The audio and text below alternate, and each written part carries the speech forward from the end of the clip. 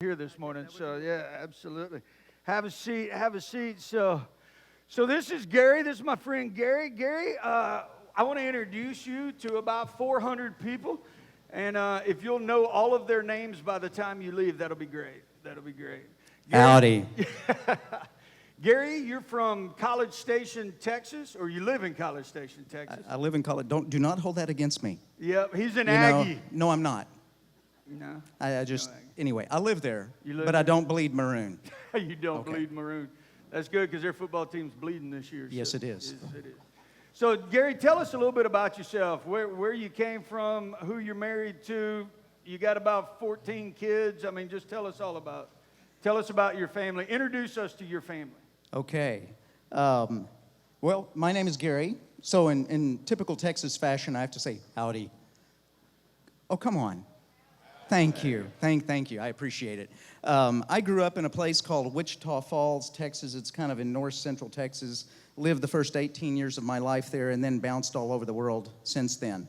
I am married to an amazing woman. She has to be married to me, right? I mean, that takes a lot of... Anyway, her name is Jen.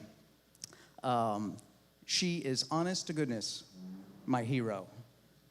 She has been through stuff that is just unbelievable and has come out on the other side of it, and she is an inspiration for... She's easily my better 90%.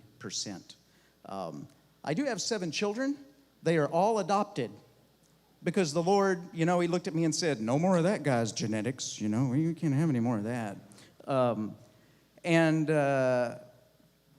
The first 3, let me back up a little bit here. My wife and I, and this is a little painful part of my story. Jen and I have been married for about 6 years now. My first marriage ended in a divorce that I did not want or agree with after 28 years. At the age of 40, we were childless and decided to pursue adoption.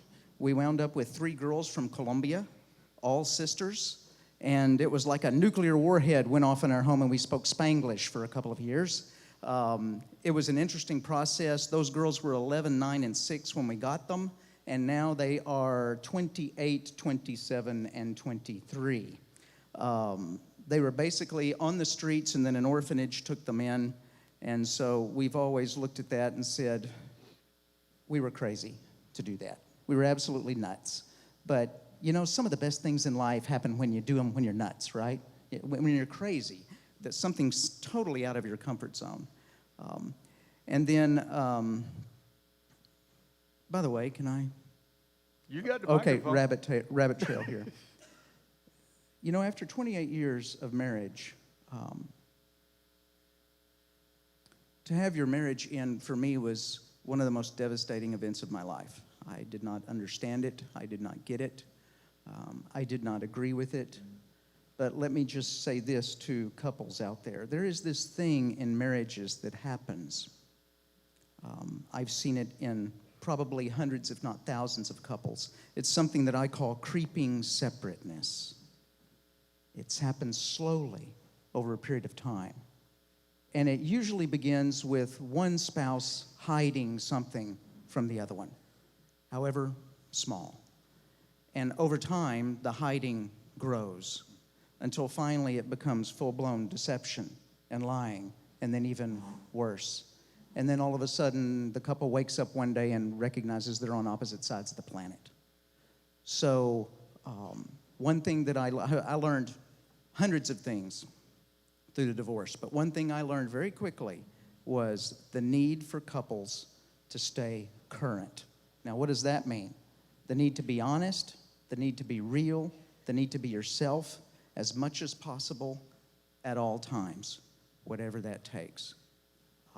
So having said that, I became a single parent, so now I know what that's like. I was a single parent too. We had still one girl at home, and she lived with me. I was the residential parent for her last 3 years of high school, and I was looking forward to her graduating high school and me finally being free.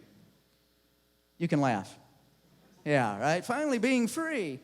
And I had said, I'm not sure I know how to do this marriage thing. That thing snuck up on me. I didn't see it coming. I don't trust myself to read things right. So I just said, relationships? No.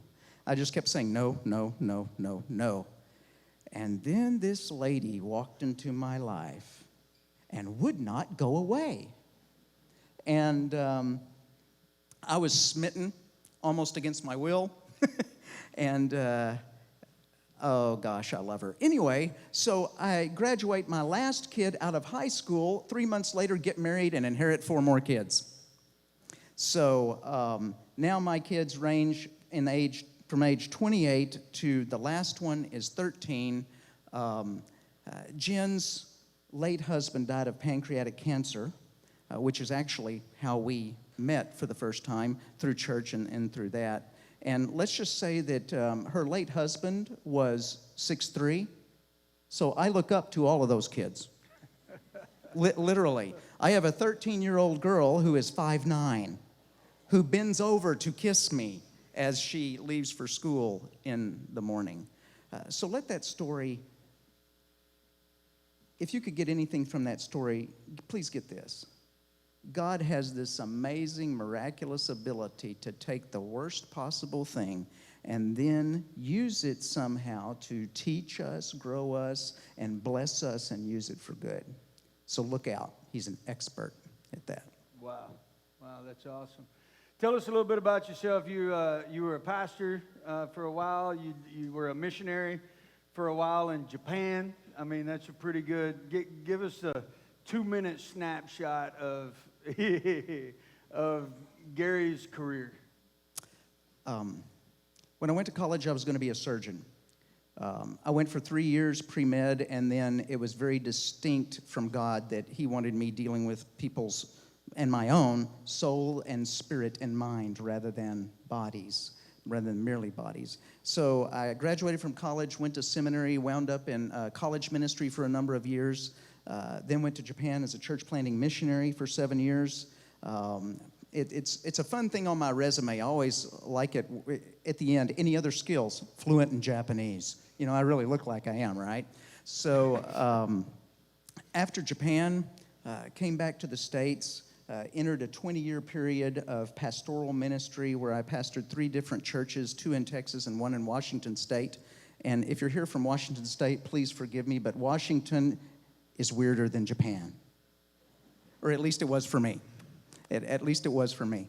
And for the last 10 years, I have been with an organization called Hospice Brazos Valley. It is a nonprofit hospice in the Bryan College Station area where I wear a number of hats: an author hat, a speaker hat, a grief counselor hat, and a chaplain hat. Awesome. 2 minutes? 2 minutes. You Awesome. nailed it. So here's, we're going to switch gears a little bit because you've got a phenomenal wife. Like, you married up, let me tell you. I did. I got to marry these guys, and Jen, she really wanted to be here. She wasn't able to make the trip, but she's phenomenal. Your kids are just amazing. Gary has been a mentor of mine and a friend for a long time. The part of the story I wanted to tell today, so I want everybody to get to know you.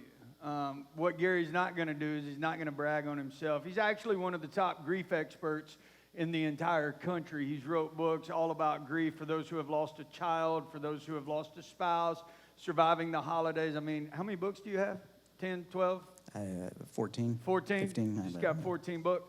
And one of the first books I ever got from Gary, we actually met. Our church was in a movie theater. We had planned it for a couple of years, and we had a situation where I had to step forward and take over the church. And Gary came up to me, and he was wearing a Hawaiian shirt.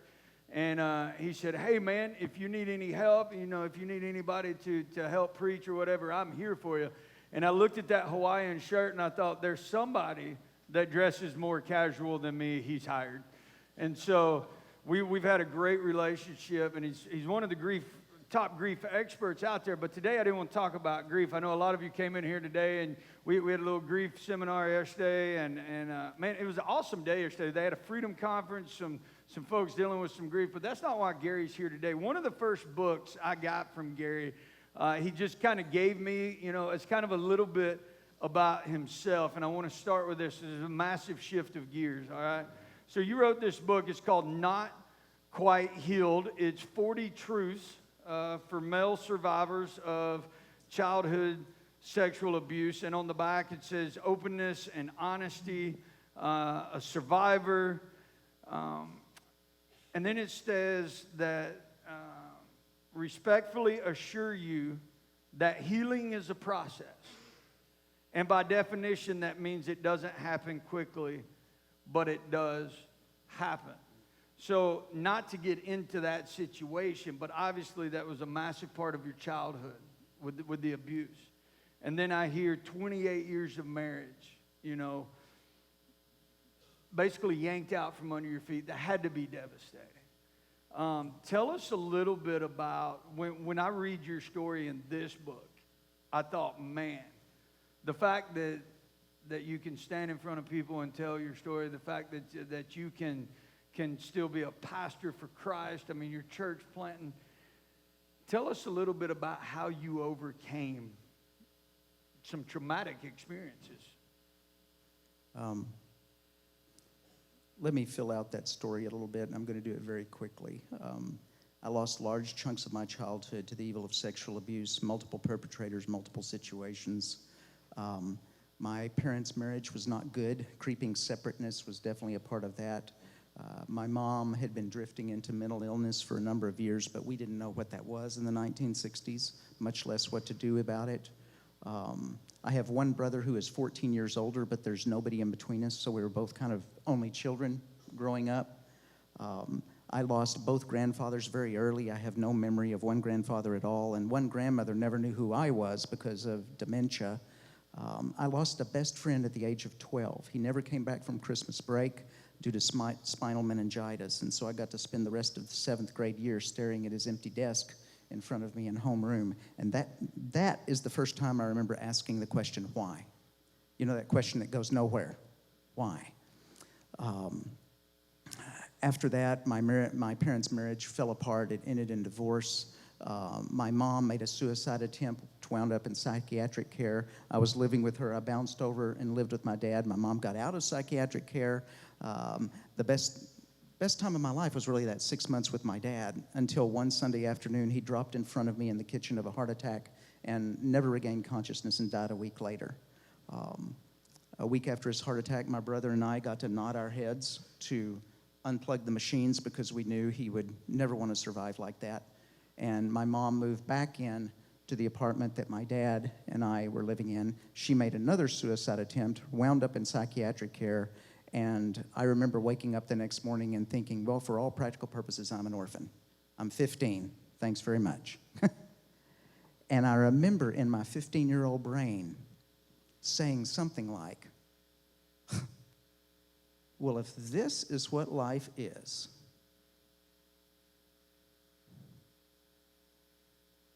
I have to find a way to do more than survive this. Surviving isn't good enough. I have to find a way to prepare myself for the hits of life, if that's possible, how to handle the hits of life, and how to somehow turn the hit around and use it for good, because if I can't do that, then what is this all for? Many people ask me, were you suicidal? And I would say, well, yes and no. I didn't have a weapon. I wasn't thinking about that, but I drove like I was suicidal. Granted, I'm a teen guy, right? But at the same time, all my friends were terrified to ride with me. They said, you got a death wish. And in the midst of this process, my best friend and his dad invited me to live with them. I had been a competitive swimmer since the time I was 6 years old. I had known these people for 10 years. They had 4 other kids. They brought me into their home. They loved me with a love that I had never, ever experienced before. I didn't know it was Jesus at the time, but it was. And the day I crossed over into their house was the day my life began to change. The trajectory of my life changed. And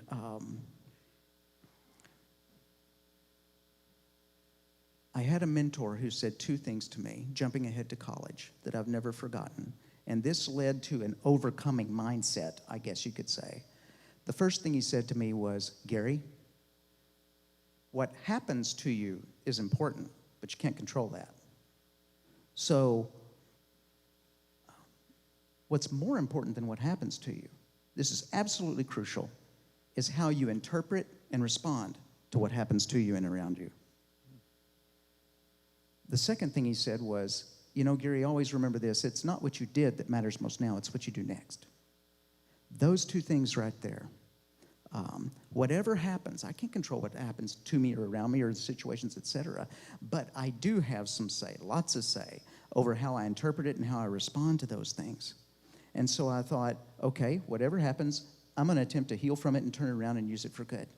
And if I blow it, and I will, then I won't focus on what I did. I'll focus on what I'm going to do next. Because what I'm going to do next is far more important than whatever it is that I did. Let me ask you a quick question. So you wrote this book, which, by the way, there's, to my knowledge, no other book written by a male abuse survivor in that world. I know sitting in this room this morning, it's Christmas season. It's for some, it's a great, wonderful time of the year. They sing the songs, and for others, they put up the lights and the trees and they play the songs, but deep down, they've got something in their past. They've got an abuse situation. They've got a hurt. They've got a loss. You said your dad, fell out, and you had to make the decision to unplug the machines, which ultimately, I'm sitting here going, the fact that you're coherent today is amazing to me. What would you say to those sitting in here in this room who have been through loss, who have lost a loved one, who have been through abuse, who have hurt, who have broken out? What would you say to them going into this season, which is honestly one of the hardest times of the year, that are sitting in here this morning? Some of them have never walked back into a church because of something. Yep. How did you reconcile God with the hurt and the pain?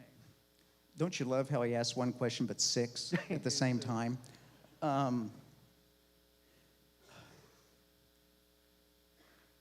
There is a question that plagues people who have been wounded.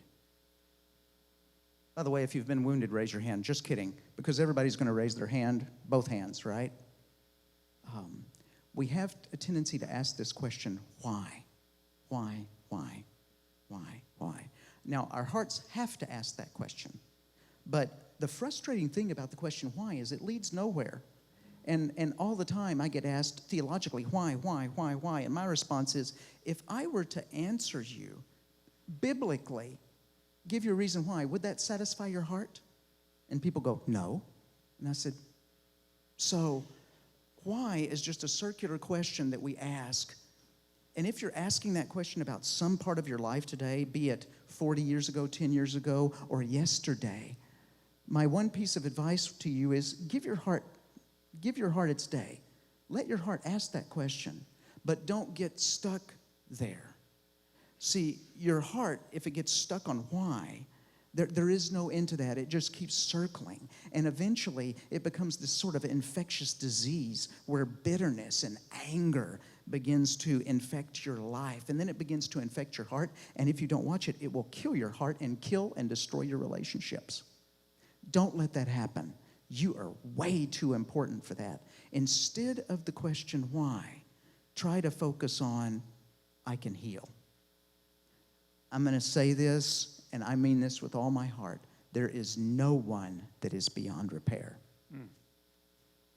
There is no one that can't heal.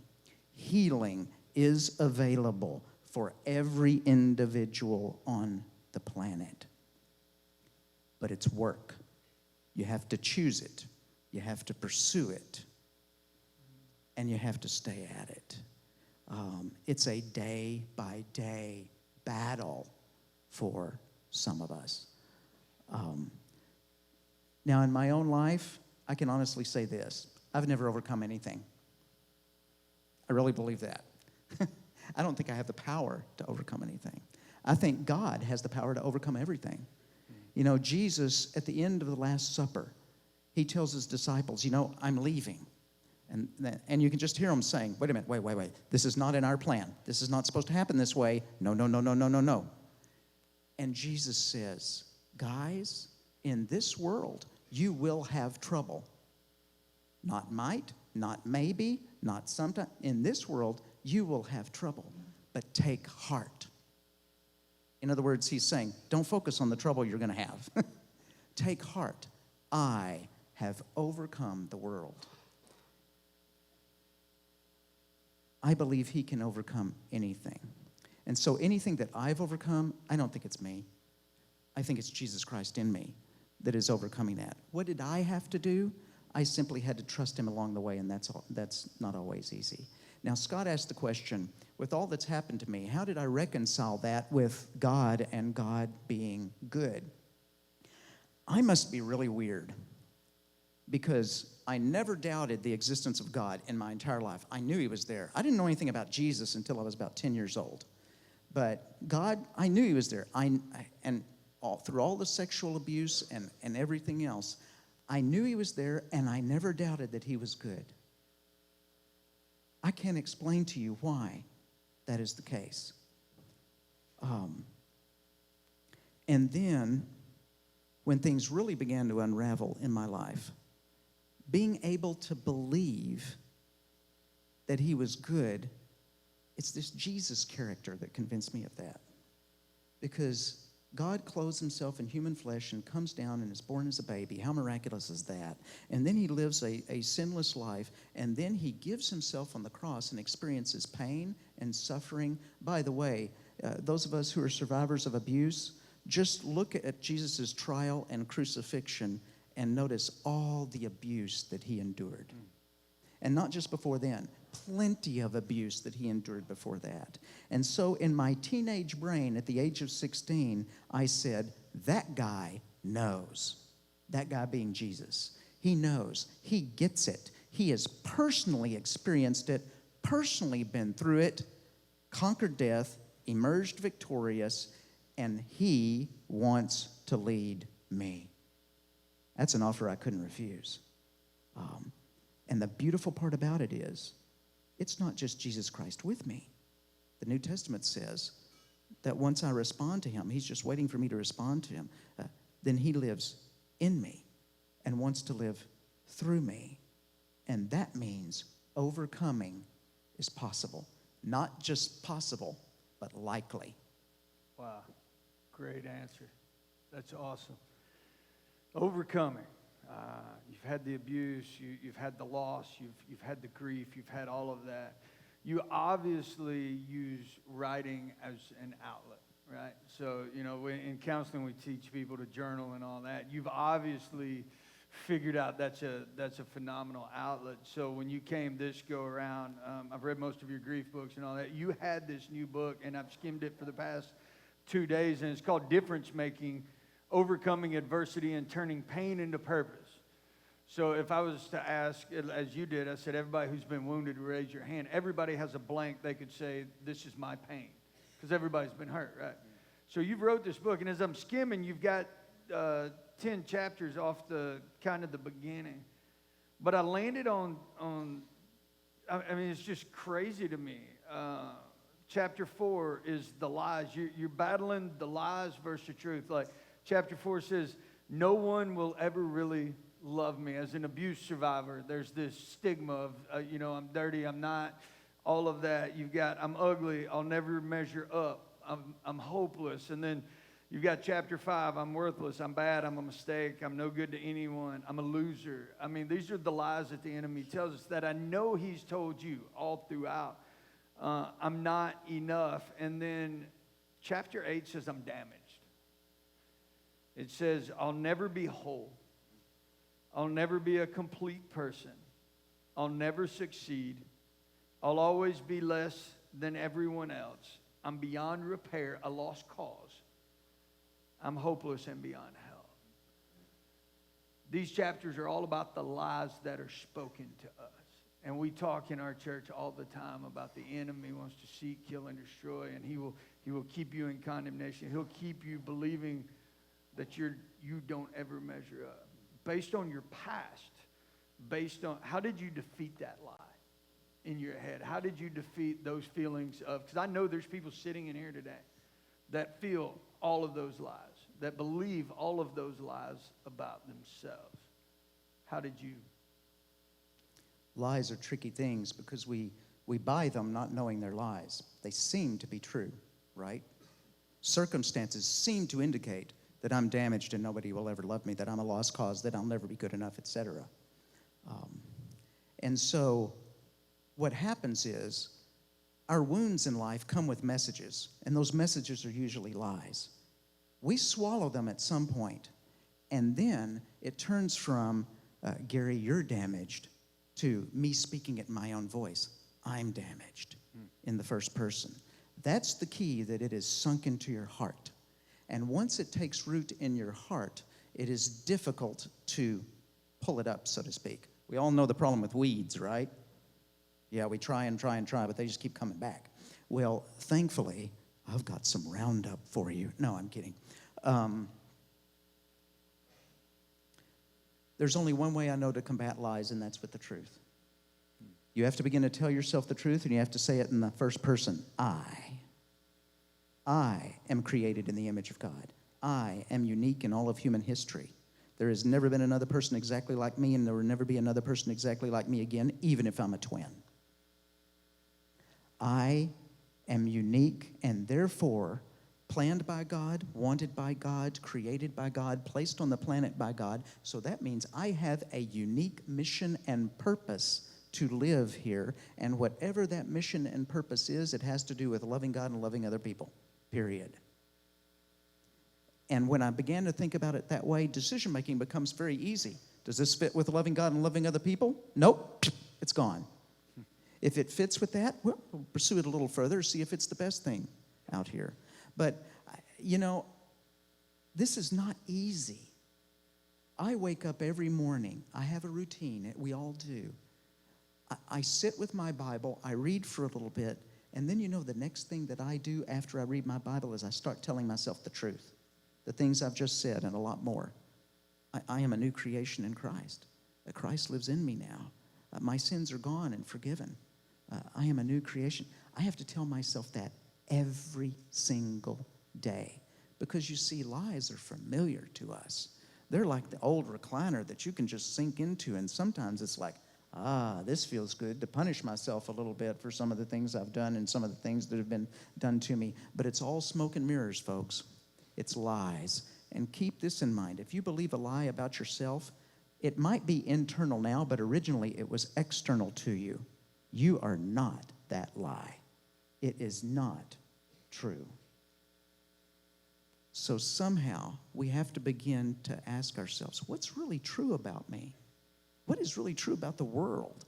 What's really true? And we begin to tell ourselves the truth. And as we do that over time, the lies begin to replace the truth. I love it when people say to me, oh, Gary, I just can't read the Bible. I said, forgive me. And I said, well, why? Well, I just don't understand it. And I said, I get you. What'd you eat 3 months ago on Wednesday for breakfast? They look at me and, I don't know. I said, well, what did you eat a month ago on Thursday for lunch? I don't know. And pretty soon they get the idea, oh, I have health today because of all those little meals that I ate that I don't remember. There is something about exposing yourself to the Word of God and to His voice to you, truth, that comes into your heart and you're not even aware of it. It's like eating a meal. You don't remember what you read 3 months ago. You don't remember what you read last month. But all of those little meals contribute to your overall health. So how do you fight lies? You get around the truth. You tell yourself the truth. You embrace the truth. You ingest the truth. And every time a lie raises its head, you call it out. Whoop, stop right there. Lie. Label it. Lie. But we say, oh, but it feels true. Is it possible that a person would feel unloved, but yet they're loved by a lot of people around them? Say yes. Is it possible that a person would feel that, there is no hope for them at all, but everybody around them thinks they're the greatest thing since sliced bread and sees hope everywhere for them? Yes? And so, feelings are real, but they are never reality. Feelings are meant to be felt, not to make decisions based on them. We feel our feelings, we recognize that they're there, and then we say, what do I know to be true? What do I know to be true? You're obviously a grief expert, and I said I wasn't going to keyhole you into the grief side, but I'm down to 2 questions left. So I want to ask just one question before I hit the last one. We got a lot of folks in here who have lost somebody. This is going to be a Christmas where the dinner table, there's going to be an empty chair. It's going to be hard. There's people who have lost somebody over the past couple of years that it's still hard. You know they should be over it by now, right? Because that's what people tell you. What would you say to somebody who's entering into this season dealing with a broken heart? You're created in the image of God and are unique in all of human history, and the same is true about the person that you're missing that is no longer here, which means that you had an absolute unique relationship with them in all of human history. You came out of the womb, so did I, screaming for relationship because that's the way God created us. We are created and wired for connection. We don't do separation well, and we're not supposed to. This is supposed to hurt. So, having said that, there are no time limits on grief. If your relationship with them was unique, then your grief process will be unique. Unique in its duration. People ask me all the time, how long am I going to grieve? And I say, well, you'll stop grieving when you stop missing them. And I hope that's never. So on some level, you will always grieve. Every time my dad was an auto salvage dealer, that's what he did until he died of his heart attack. Every time I pass an auto salvage yard, guess what happens? Right? Grief is upon me. So you're missing someone these holidays. We all are. Please be kind to yourself. Be patient with yourself. Give yourself permission to grieve. And please do this. Find one thing that you can do to specifically honor and remember the person that you're missing. It could be as simple as lighting a candle. You can write them a letter. You can go out and buy them a card and put it under the tree. Get creative. Make a plan. Keep it simple. But use this holiday. Use your grief somehow as fuel for good. Maybe you could serve in a cause that would have been especially important to them. Donate to a charity in their name that they were especially passionate about. This is hard, folks. Loss is hard. It's devastating at times. But the last thing you need to do is grieve alone. Please make sure that you have some safe people in your life that you can share freely with. Please make sure if you're keeping a journal, you're writing it, that you're processing this grief somehow. So I could go all day about that, but I think the biggest thing is give yourself permission to grieve, give yourself permission to hurt, and you know what? I know it's going to be hard for those who are grieving to walk around in fa-la-la land for a little while, right? 'Tis the season to be jolly, and if somebody sings Joy to the World one more time, you're gonna, right? Take a deep breath and just know you will get through this. Instead of letting the holidays use you, find a way to use the holidays to help you grieve well. Phenomenal statement. Thank you. Got one final question. You got roughly about 4 minutes, and it'll be a super easy question. So you just said that you have to replace the lie for a truth. Here's what I also know about today. There's people in here who are out of church, have been out of church a long time, who are angry at God, who are mad at God. Why God? God, if you could have, if you're, then you would have. Whether that be through abuse, whether that be through pain, whether that be through a bad experience. They believe a lie about God, right? Because the why, 99% of the time, gets put back on God. What is the truth? As somebody who is a sexual abuse survivor, as somebody who had to make a decision about your dad, as somebody who deals with grief every day in hospice, what is the truth about God? Through all of that, through all of the storms, all of the pain, all of the heartache. When I look at your story, dude, I'm like, dude, how do you, wow. You have obviously figured out something about God that a lot of people haven't yet. What is the truth about God you found through your entire life? That's an easy question. That's an easy question, right?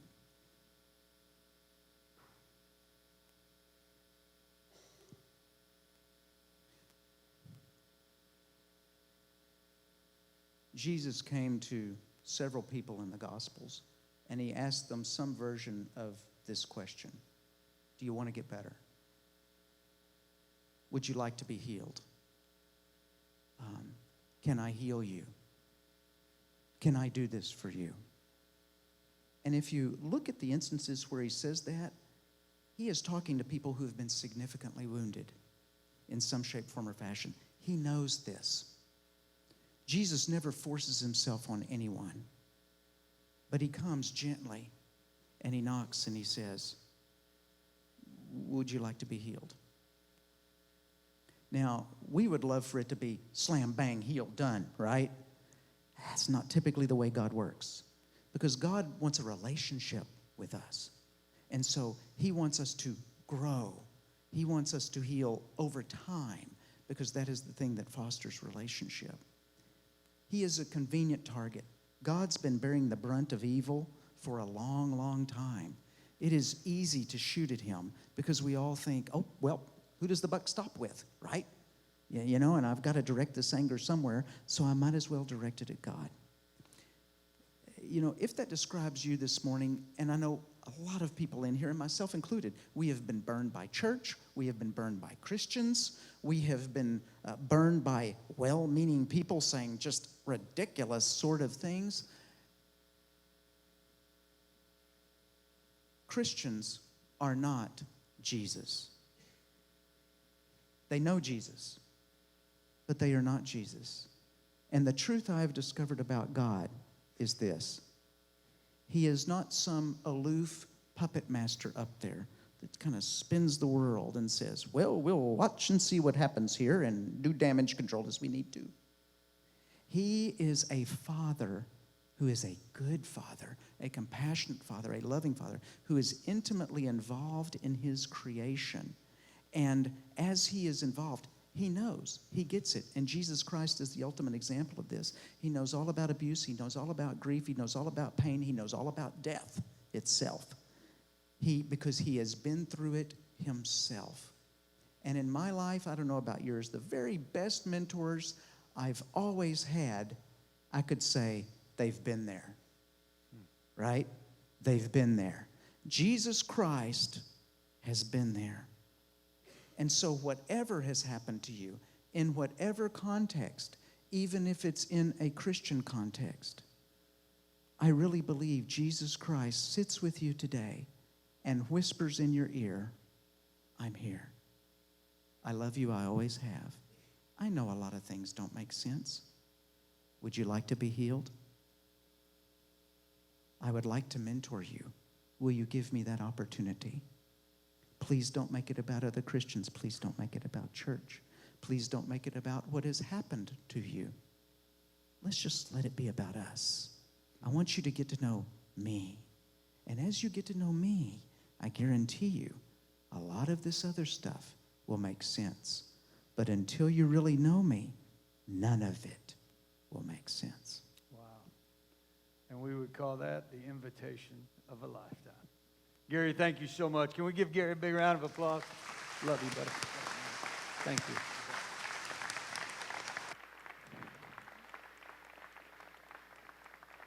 Gary's going to make his way out. He's actually going to be right outside the front doors. We set him up a little tent right there. We would love for you to go and meet him and talk to him. We got another crew of about 400 folks coming in next service, but we set him up out there to give y'all plenty of time to talk. I want to close out today with this very simple invitation. As Gary said, you know, we replace lies with the truth. I don't know what brought you in here today, whether somebody handed you a ticket or they told you we would have some amazing breakfast or whatever brought you in here today. But one of the things I want to offer you this morning is exactly what Gary talked about. It's an invitation. It's an invitation of a lifetime to the Father. It's an invitation of a lifetime. This month we celebrate the birth of Jesus. God, in his love, loved you so much. With all of your hurt, with all of your pain, with all of your brokenness. He loved you so much that He sent His Son especially for you so that you can have hope and so that you can live with Him forever. I want to offer you that this morning.